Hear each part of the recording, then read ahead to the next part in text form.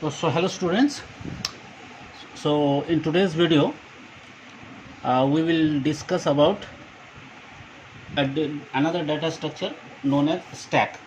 So in our earlier videos, we have completed linked list, and now we will see about stack. Now, what is a stack? Now, basically, you might have seen that a collection of disks may be arranged one after other in the form of a stack. Okay, and if somebody wants to put a new disk, then he has to put it on the top of the existing stack of disk. And similarly, if somebody wants to remove a disk from that existing stack, then he may remove a single disk from the top. So this is how a stack behaves. So the same concept is used to represent a data structure in our memory. So what is basically a stack? A stack is a linear data structure in which the items are added or removed only at one end. Okay, and that end is called the top of the stack. So just like a stack of disk, if you want to add something to a stack of disk, then you can add it at the top. If you want to remove from the stack of disk, then you have to remove it from the top. So in the same manner, the stack is defined. So we can say a stack is a linear list of elements. So there must be a collection of elements which is a linear data structure. It is a linear list of elements where an element may be inserted or deleted at the same end. Okay, and that same end, that end is known as top of the stack. So in a stack, the element that was inserted last will be removed first. See, the removal will occur in the reverse order of insertion. So whichever item is inserted last, that has to be removed first. So therefore, insertion and deletions are conducted in last in first out order, or in short we can call it LIFO. LIFO means last in first out order, or you can also call it first in last out. So whichever comes first, that will be removed last. So the two operations, that insertion and deletion, they are actually given as some special terms, and these terms are known as push and pop. So push means insert an element into the top of the stack. Pop means remove an element from the top of the stack. Okay, see, diagrammatically we can visualize stack. Suppose this is our collection of disk. Okay, so suppose these are the different disks. They are present at the top of one another. So now we can assume that this collection of the disk is a stack. Now suppose we want to place one more disk, so we can place it at the top, or suppose we want to remove one of the disks from this stack, so we'll definitely remove the top one. So this is what known as, we call it stack of disks.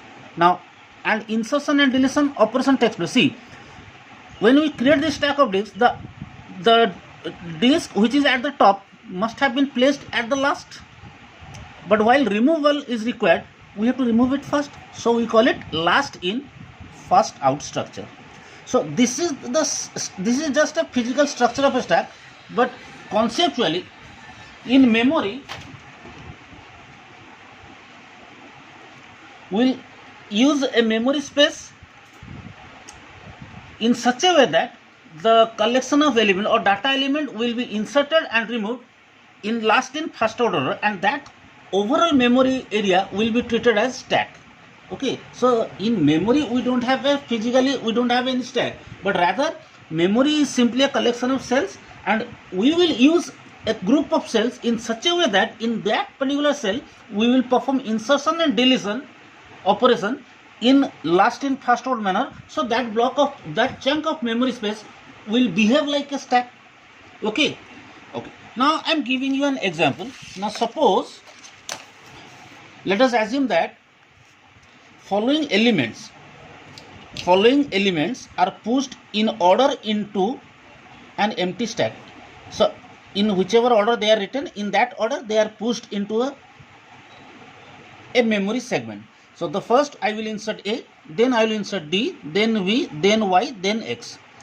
Okay, these are the sequence in which I will push these element in a chunk of memory space. Okay, so the content of the stack after each push operation would be like this. First, if we perform push A, this will be my stack memory content. So data will be A, and this one is right now, this will be known as top. Next data that I will insert is D. So push D. If I perform push D, then the content will be like this. First A at the bottom, then over A, that will be D. So this D is known as top. Okay. See, physically it doesn't necessarily require to be at the top. We can assume it like this. If this is the memory chunk, then my first element will be A, and then after A, then there will be D. Okay, we can consider this like this also. Then we perform push B. So first A, then D, then B. Or you can assume that if this is the memory chunk, the first element is A, then D, then B. So now this will be treated as top.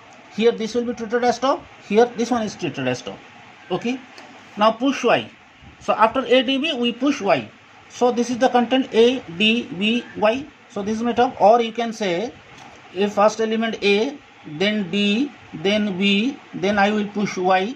Okay. So this one is my top. Okay. The last, then push X. So I will say that A, D, B, Y, X, or I can say A, D, B, Y, and then X is pushed, and this is my top. Okay.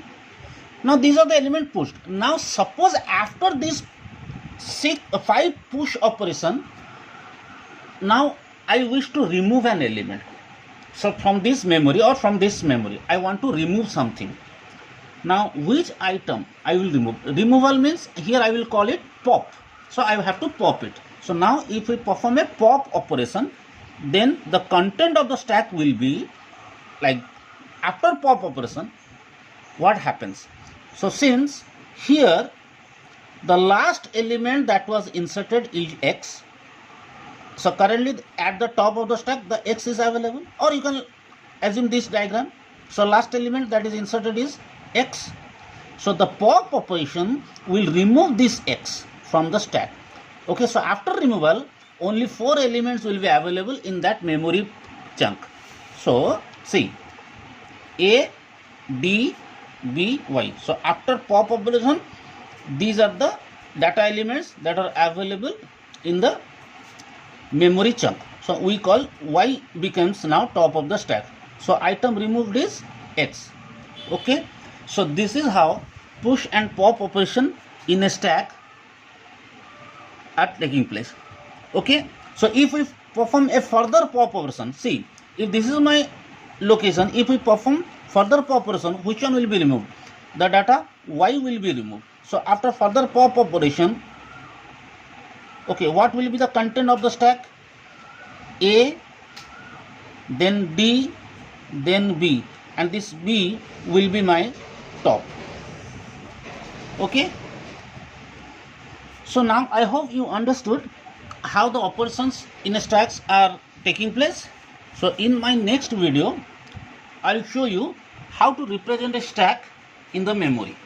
So because see, now we know physically a stack means a stack of disk or a stack of towel, folded towel, okay, which we place. But conceptually, when we say stack in computer's memory, memory is a collection of cells, but those cells will be utilized, or those cells will be utilized to store data as if it is treated like a stack. That means in those bunch of memory cells, I will perform insertion deletion in such a way that that particular area will behave like a stack, and I will say that memory chunk is a stack. Now, how that memory chunk or how that memory blocks will be represented or will be used to represent a stack, that we will discuss in our next video. Till then, thank you.